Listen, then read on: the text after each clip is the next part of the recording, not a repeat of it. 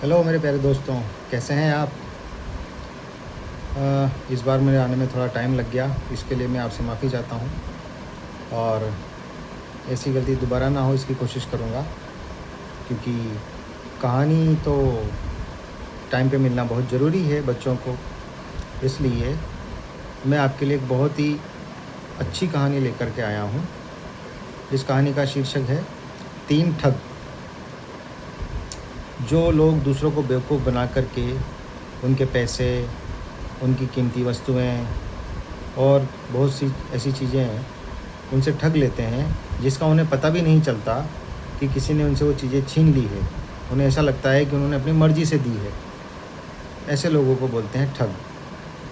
तो ये कहानी भी एक ऐसी कहानी है और इस कहानी में हमें ये शिक्षा दी गई है कि हमें किसी भी अनजान व्यक्ति की बातों पर तुरंत विश्वास नहीं करना चाहिए और अपनी बुद्धि का इस्तेमाल करना चाहिए।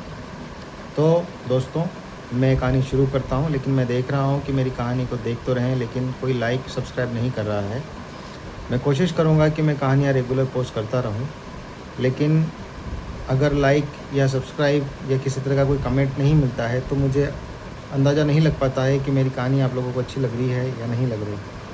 हो सकता है कि धीरे धीरे फिर मैं ये कहानियाँ बंद कर दूँ।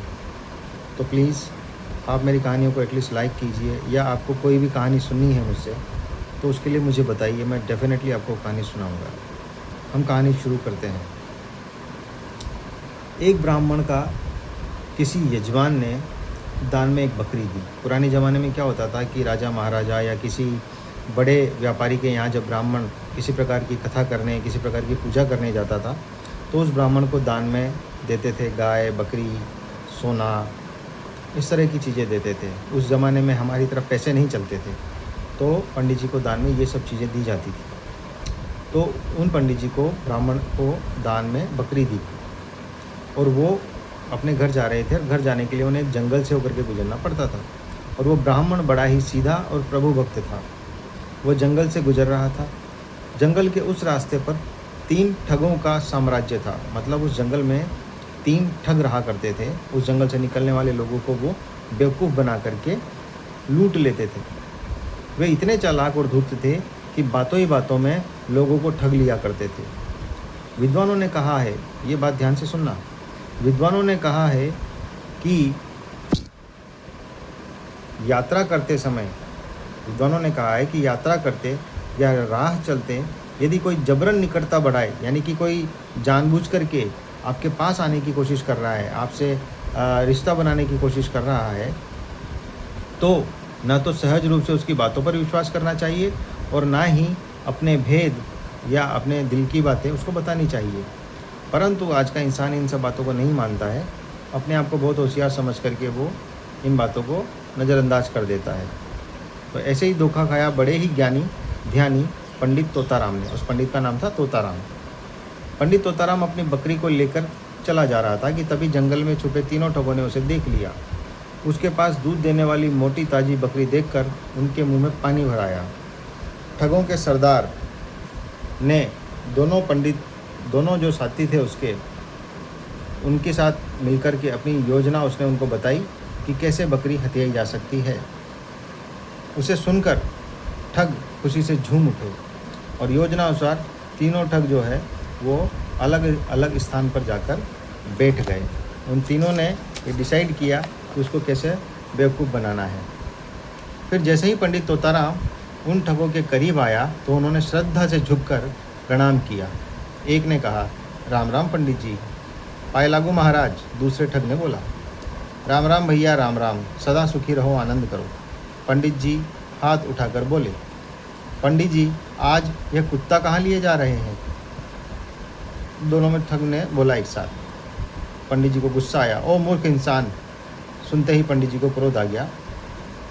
यह कुत्ता नहीं, बकरी है जो गांव के प्रधान ने मुझे दान में दी है। पंडित जी, लगता है आपके साथ धोखा हुआ है। पंडित जी बोले, कैसा धोखा? यही कि आपकी बकरी के स्थान पर कुत्ता दान में दे दिया है। क्या यह कुत्ता है? तोताराम सोच में पड़ गया। वह कभी बकरी की ओर देखता तो कभी उन दोनों ठगों की ओर देखता। किसी ने ठीक ही कहा है कि संदेह के घेरे में आकर आदमी अपनी अक्ल से हाथ धो बैठता है। नहीं नहीं, यह बकरी है, तुम मुझसे मजाक कर रहे हो, कहकर पंडित तोताराम तेजी से आगे बढ़ गया। तोताराम अपनी बकरी को लेकर थोड़ा सा आगे ही बढ़ा था कि आगे खड़े तीसरे ठग ने उसे टोक दिया। पंडित जी, आज यह क्या लिए जा रहे हो? बकरी है भैया, दान में मिली है। कमाल है पंडित जी, आपको कुत्ते और बकरी में फ़र्क नहीं दिखता। अभी तो आपकी आंखें भी इतनी कमज़ोर नहीं हुई है। यह तुम क्या कह रहे हो?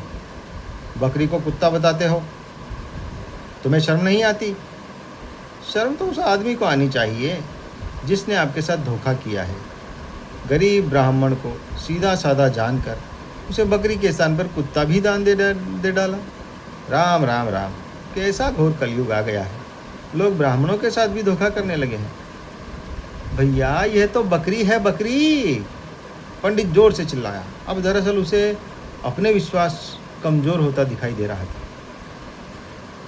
पंडित जी आगे चिल्लाने से, पंडित जी, आपके चिल्लाने से कुत्ता बकरी तो बन नहीं सकता। फिर हमें आपसे और आपके इस दान से क्या लेना देना? हम तो जो देख रहे हैं वही कह रहे हैं। अब पंडित तोताराम को विश्वास हो गया कि उसके साथ धोखा हुआ है। उसने क्रोध में आकर बकरी को जंगल में ही छोड़ दिया और मुखिया को कोसता हुआ अपने घर की राह ले ली। इस प्रकार ठगों ने अपनी चालाकी से पंडित से बकरी हथिया ली। तो मित्रों, इस कहानी से हमें ये शिक्षा मिलती है कि हमें कभी भी ऐसे अनजान व्यक्तियों की बातों पर विश्वास नहीं करना चाहिए जो अनजान होते हुए भी हमें अपना बनाने की कोशिश करते हैं, अपनापन दिखाने की कोशिश करते हैं और ऐसा बताने की कोशिश करते हैं जैसे वो हमारा भला सोच रहे हैं। उसके लिए पहले हमें हमारा दिमाग का भी इस्तेमाल करना चाहिए। ज़रूरी नहीं है कि हमेशा अनजान व्यक्ति आपके साथ धोखा ही कर रहे हों, लेकिन कभी कभी या आजकल के ज़माने में अधिकतर ऐसा होता है। इसलिए हमेशा अपने मम्मी पापा की बात माननी चाहिए और अनजान व्यक्तियों से कोई भी खाने पीने की चीज़ या किसी भी तरह की ऐसी मदद नहीं लेनी चाहिए। तो बच्चों, आप मेरी कहानी को पूरा सुने, अच्छे से सुने, दूसरों को भी शेयर करें और लाइक एंड सब्सक्राइब करें। अपने प्यारे प्यारे कमेंट्स मुझे दें। कोई कहानी अगर आप मुझसे सुनना चाहते हैं तो उसके बारे में मुझे बताएं। मैं वो कहानी पक्के से आपको सुनाऊंगा। ठीक है, मैं आपसे मिलता हूँ, जल्दी मिलता हूँ और ज़रूर मिलता हूँ। बाय मेरे दोस्तों।